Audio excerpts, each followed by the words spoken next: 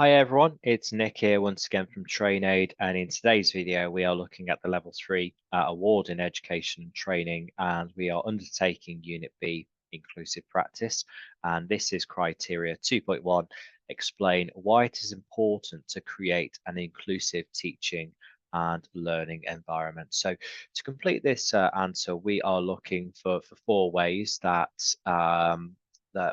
why it's so important for teachers and trainers to promote this inclusive teaching and learning atmosphere, which is focused on mutual respect, support for all learners. So it's all about the reasons why we do this as a teacher. So just on the assignment template, we've listed some key examples which you can use within this assignment answer. I've also just attempted just a couple of answers as well to give you a bit of a guidance in terms of level of detail on what to include. So why is it so important? Let's go straight into this. To promote equality, so that is the key one. So equality, very much focused all around the Equality Act of 2010, as we know.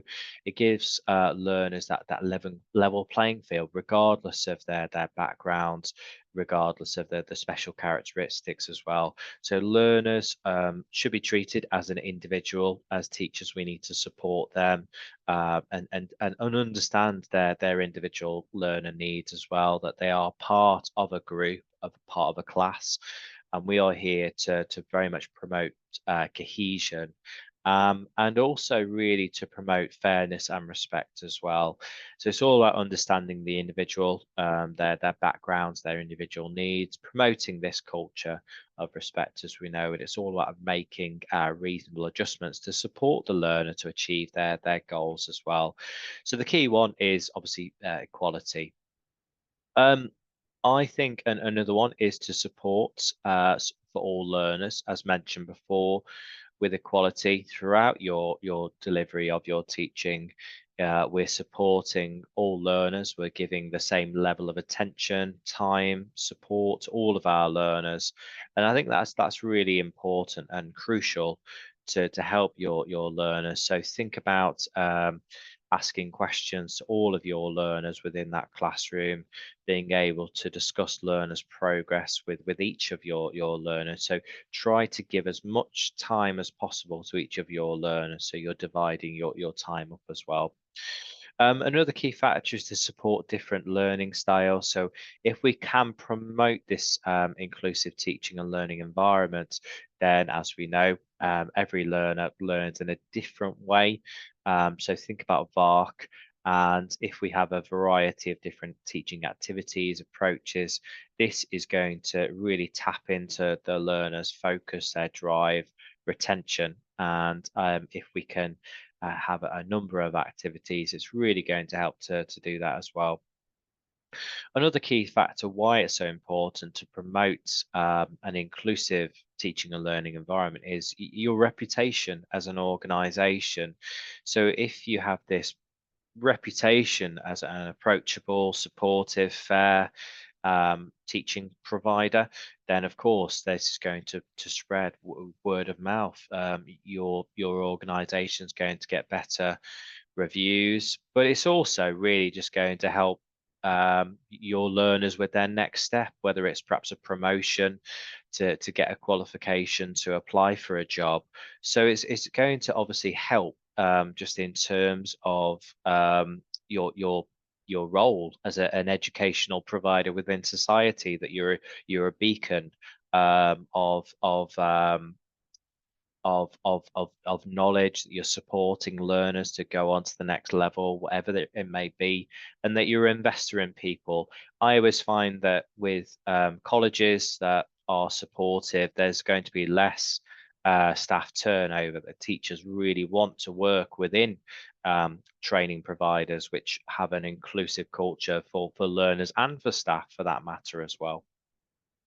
Another key factor is removing barriers to learning. So we're thinking of Maslow here.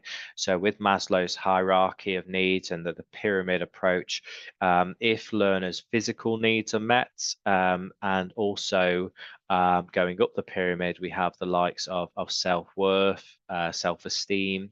Learners can go up the pyramid and they can self-actualize, so they can realize their potential. So it only happens through like an inclusive teaching and learning atmosphere where learners' basic needs are met. So as a teacher, we can help to remove those barriers to learning, and it's all to do with promoting that inclusive atmosphere from the start.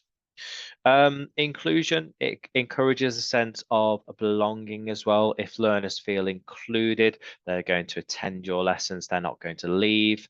So it promotes a sense of team togetherness. It builds a sense of community. Learners can learn about each other. They could it very much promotes cultural awareness and tolerance. It opens up learners' minds about different cultures, festivals, religions, all of those things as well. So learners have the opportunity to maybe talk about their own selves and their own personal lives, their hobbies and interests as well. But just going back to the actual work itself, it fosters collaboration and team cohesion as well. So if you have an inclusive atmosphere, learners are going to take part within activities, group work. It really does help to promote team cohesion if learners do respect each other and they feel respected.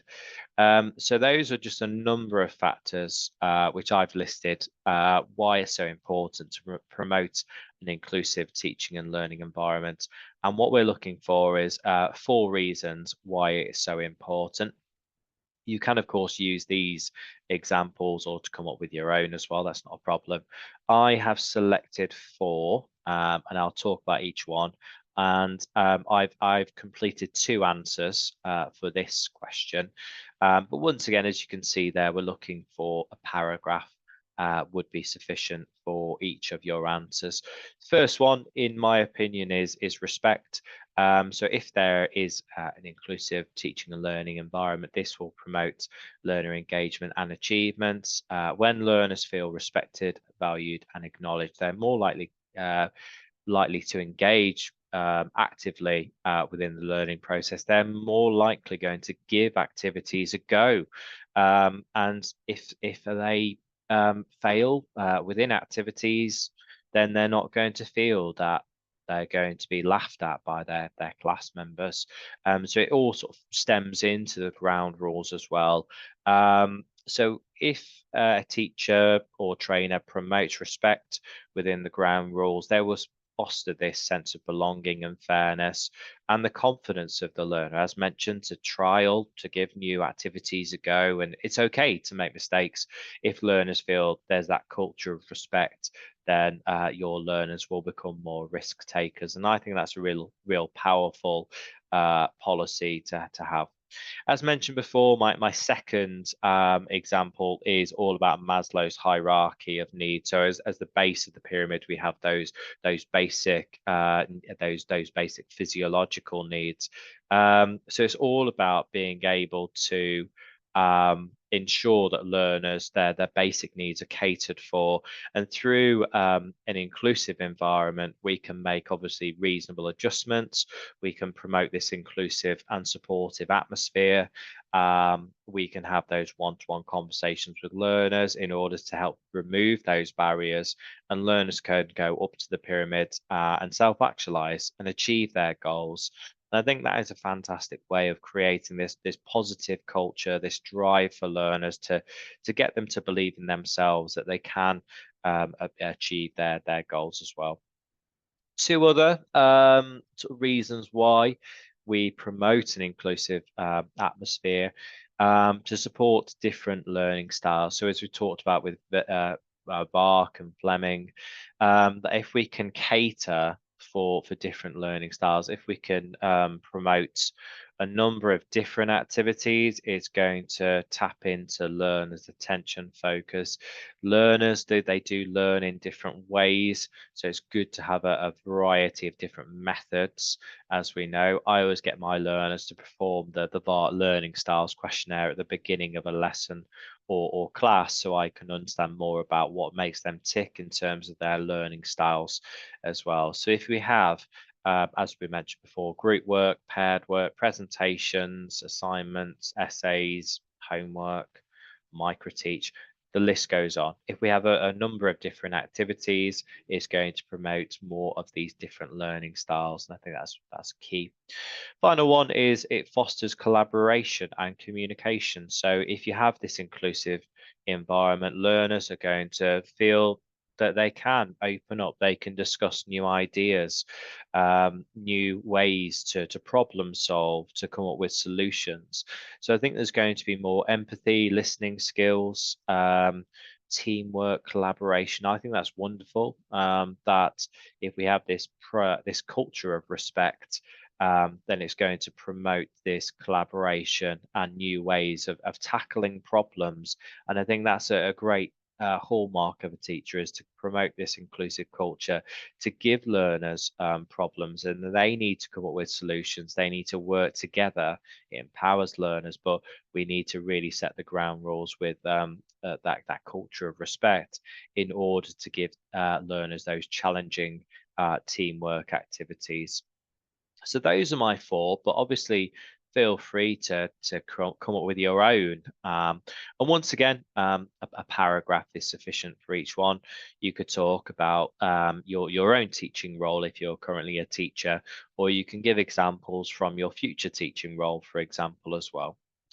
Once again, thank you so much for watching. So my name is Nick, and this is 2.1, explain why it is important to create an inclusive teaching and learning environment. Please do like the video and subscribe. And thank you so much for watching. Please reach out to us with your thoughts on the video as well.